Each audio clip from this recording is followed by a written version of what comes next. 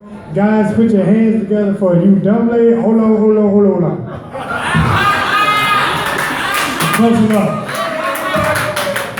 Close enough. If anybody think they can do better with pronouncing it, go right ahead. Got it right here. Now put your hands together for you Dumbley. Hold it.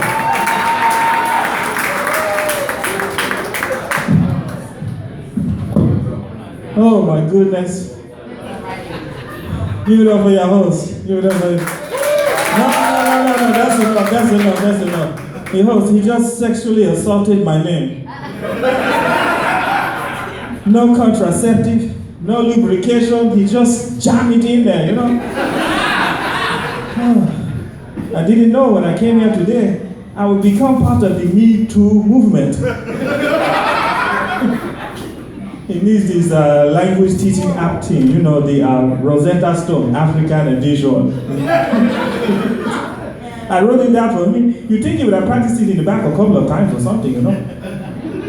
He should get this, the hooked on phonics. You all remember that? Hooked on phonics? It worked for me.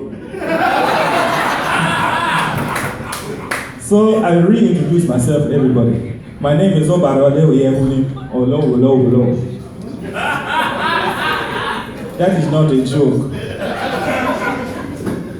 I'm from the western part of Africa, from a country called Nigeria. Now some of you may have heard of my country, so I want to go ahead and get something out of the way now. If anybody received any suspicious emails from a prince wanting you to send him some money in Western Union, look, I swear it was not me. It was my cousin. So my middle name is... I have not even started telling any jokes yet. Every once in a while, someone will ask me, how do you spell my middle name? Well, there is no way to spell it in the English alphabet, so I simply draw a bird, a flower, and a rainbow. When they see it, they look all confused, like, what is this, hieroglyphics? I tell them, no, you cannot read the African alphabet. It says,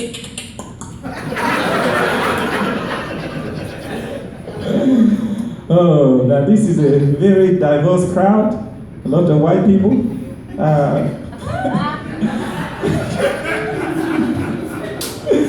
So I want to know how many of you all have seen the movie Black Panther? Okay, very, very good movie. But parents, you have to teach our children between what is real and what is not. So I was in the grocery store the other day, on my cellular phone, just minding my own business. This little boy, no home training, he comes up to me, he says, hey, you sound like you are from Wakanda. I didn't think it was funny. I said, Wakanda does not exist. He said, yes, it does. I said, no, Wakanda does not exist. He said, yes, it does. I said, no, Wakanda does not exist. You think if I had vibranium, I would be here? Me and this little boy, I don't know why his mother is at. We are arguing back and forth in the middle of the grocery store. You know, children these days, no respect. I had enough of him. I said, look here, you nappy-haired little rascal. Wakanda is not a real place. He says, yes, it is real. I saw it in a movie. So I told him, well, I saw your mother in the movie on the internet. Was that real too? She was going up and down, up and down. He ran away crying. Oh, Black Panther, Wakanda forever. One of the highest grossing movies in all of last year. But in my opinion, it could have been so much more profitable if they would not have wasted so much of the budget on all the CG effects. Because the amount of money they wasted on all the special effects in every scene he was in, just to fix Forrest Whitaker's eye, was ridiculous. Yes. So you all saw it and you're taking the same thing, eh? His eye is usually half cocked, lazy, and sleepy all at the same time. But in the movie, he looked wide awake and fully rested.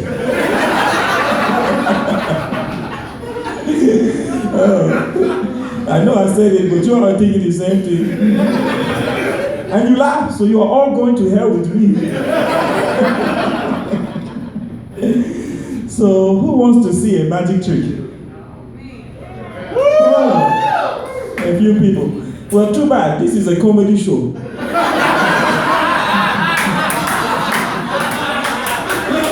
Have you ever seen an African magician? No. And you won't see one tonight either.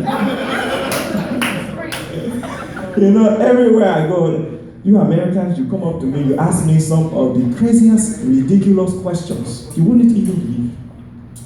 I've been asked before, what language do you speak in Africa? I know.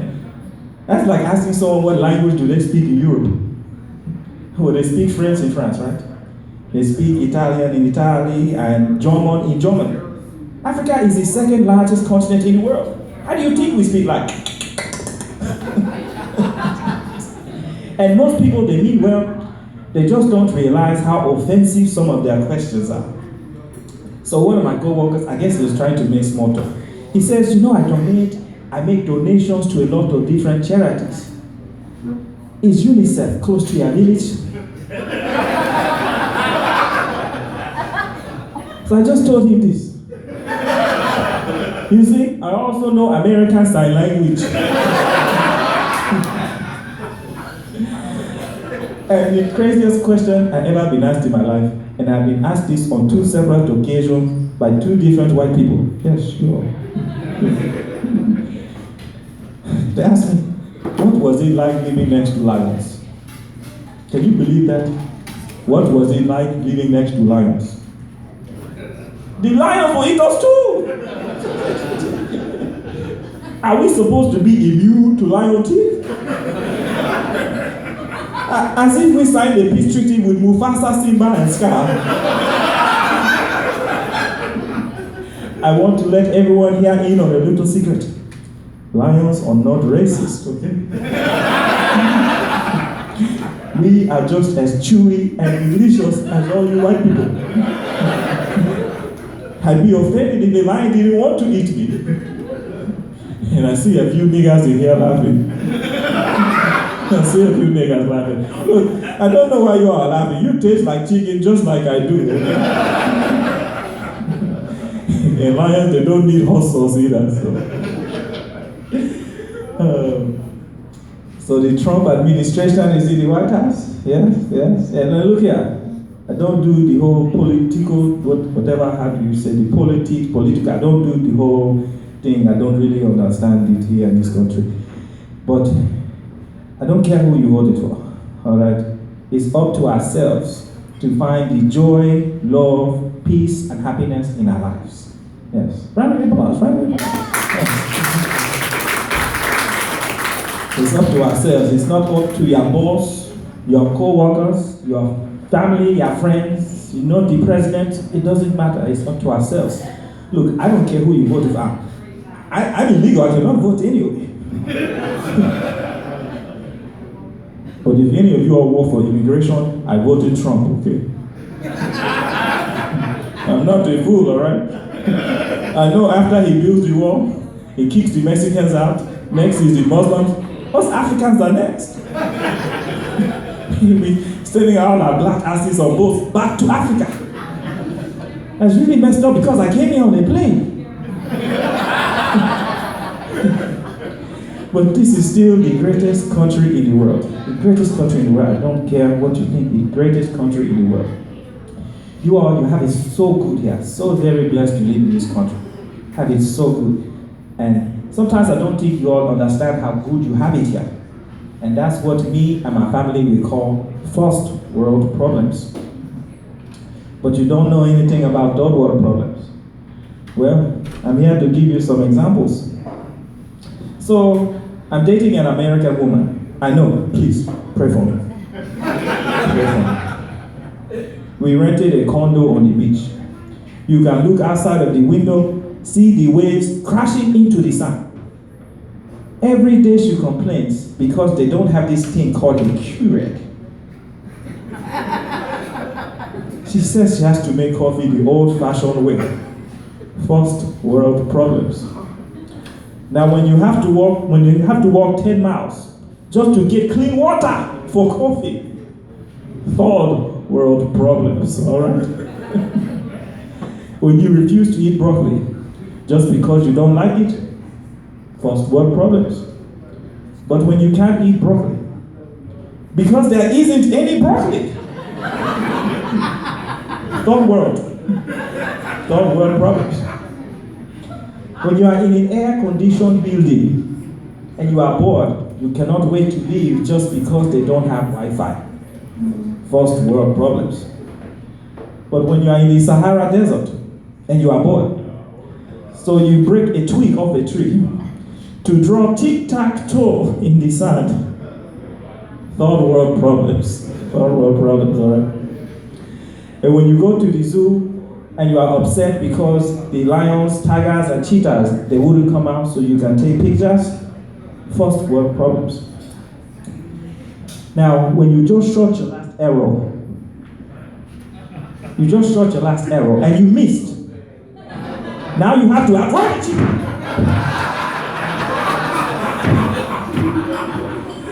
That right there, my friends, is third world problems. Oh, very fun crowd, very, very fun crowd. Give it up for yourselves. Yeah. Now, do you all want me to do something that will blow your minds?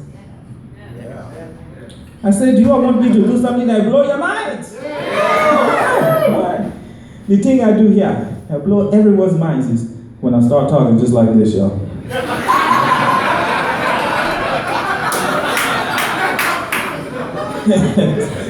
Y'all should see y'all's faces right there. Some of y'all look bamboozled. Hoodwinked. Swindles, run amok, led astray. But nah, y'all, I really was born in Nigeria. No, I was. We moved to Alabama when I was like 4 years old.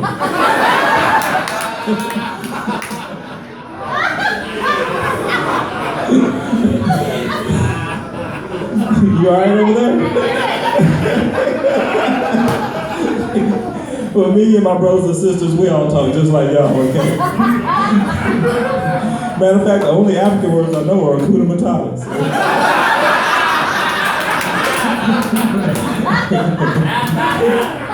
But I got so good at imitating my dad, y'all, when I was younger. And still to this day, when my mom calls me up and I do his voice, she still can't tell the difference. I can just cut it on and off, but at the blink of the eye, I can do the whole set just like this. Or I can do it like this. Whichever you all want me to do, let me do it, okay? Bill collectors call me, I switch the voice up on them and they wish they never had. What do you mean I owe you money for electricity? What is this electricity you speak on that?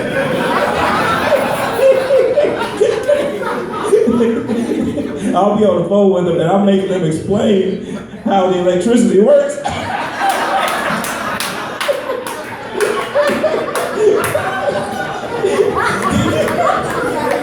This one girl got mad.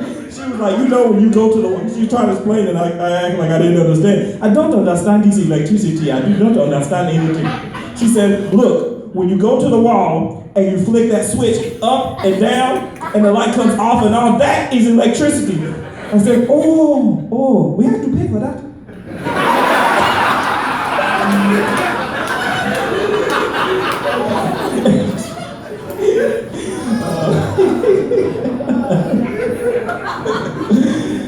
Oh man, y'all awesome, y'all. So I'm gonna leave y'all with this, okay? So when we first moved here from Nigeria to America, like, you know, a lot of things were different growing up in a Nigerian household, but nothing was as different as holidays, because a lot of holidays that, you know, we celebrate here, we don't even have there. And nothing was as different as the very first Christmas we had when we moved here from Nigeria, but my dad tried to kill Santa Claus. Y'all laughing, but ain't no punchline to this. It's a true story, okay? If you ever meet any of my brothers and sisters, you can ask them. They'll confirm this, all right? So we moved here from Nigeria. I was 4, my little sister was 3, and my older brother was 7. So he was already going to school. And we do have Christmas in Nigeria, but it's more like a 12-day event full of festivities and food. We didn't know anything about like Christmas trees, presents, reindeer, all that stuff.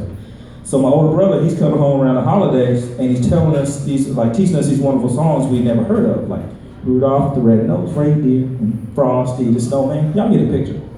And he starts telling us about this white guy named Santa Claus. And he says that all you have to do is leave him a little bit of food, and he leaves you presents. Now, coming from a third world country, that sounds like a pretty even trade, okay? You leave somebody food and leave you presents. Everybody's happy. I mean, we're not used to like food presents for Christmas. Like food was basically the present in Nigeria for Christmas. And he's super excited when you're telling us all this. He's like, yeah, and Santa, and he's got a sleigh, and he's got reindeer. Me and my sister were like, well, what's reindeer? He's like, well, they're like horses, but they're not horses because they can fly. We're like, oh. Don't make me laugh, y'all. Don't make me laugh. And he goes, and the one in the front's got a big bright red nose. And that's how Santa sees at night. So me and my brother and sister, like come Christmas Eve, we're like super excited waiting on Santa to show up, all right? So we get a whole bunch of food and take it out of the refrigerator and put it on the table. And my parents, they're like, what are you all doing? Why are you taking the food out of the refrigerator and putting it on the table? We cannot eat it if it spoils and it goes bad. And so we start telling my parents all about Santa. And I have the typical immigrant parents, all right? They want to work hard, they don't want no handouts, and they want to earn everything that they get, okay? Nothing given. And you have to understand, like, my dad was a village elder back, village, like, serious, like, and you're telling him that somebody's gonna break into the house in the middle of the night and steal out food? That's just not gonna fly. Because Santa never came to our little village, and I know 3 reasons why he never came. Because for one, they don't make huts with chimneys in them. I've seen the blueprints. They call it a fire hazard for some reason. And 2, like Santa wouldn't have been able to land. If he landed on a hut, it would smash it. So he couldn't land on a hut. And the 3rd reason I know Santa never came to our village is because, if he did show up, he wouldn't have left with all his reindeer. Donner, Prancer, Cupid, Blitzen. A couple of them reindeer got speared that night. Instead of chestnuts roasting on an open fire, it would have been Rudolph.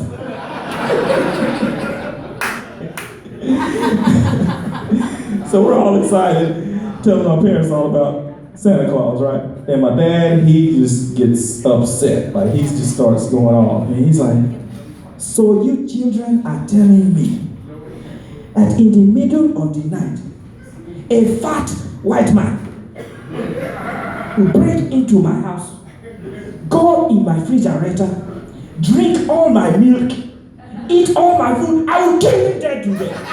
Let him come, I will kill him dead today. So here we are scared to death for Santa Claus, right? Me and my little sister, we're like, man, Daddy go give Santa Claus, we don't get no presents. And my older brother, like, he stopped crying. He thinks he ruined Christmas for all little boys and girls. He's like, man, Daddy go give Santa Claus, ain't nobody get no presents. So he sends us all to bed crying, y'all. He doesn't even sleep in the room with my mom that night. He sits on the couch and waits on Santa to show up, y'all. He shaved a wooden broom handle made of a homemade spear, waiting on Santa to show up, all right? And of course, Santa never shows up, right? The next morning, my mom wakes up and she's all hysterical, finding him sleeping on the couch. She's like, hey, get up! Did you get him? And she don't know what to expect. She don't know if there's gonna be some fat white guy laid out bloody on the floor or Santa's head mounted on the wall. And she's like, wake up, did you get him? He's like, oh my goodness, I fell asleep. I will get him next year. We'll get him with you. But y'all, the funniest part to me is like around the holidays, we'll bring it up to my dad just to mess with him, and he still gets pissed off about it, all right? We'll be like, hey Dad, you remember that time you almost ruined Christmas? Hey, shut up your mouth, I did not try to kill some damn Santa Claus. But yo, I'm about out there with your name Olo, also known as You Bad. Y'all been a terrific crowd, y'all. Oh, that was my time. That was my time, y'all.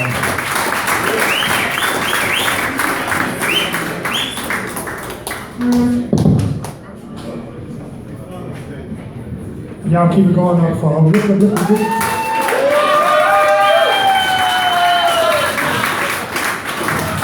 Also known as You Bad. I think the judges are coming. How we coming along with the votes, judges? Get them. Judges are counting up the votes right now.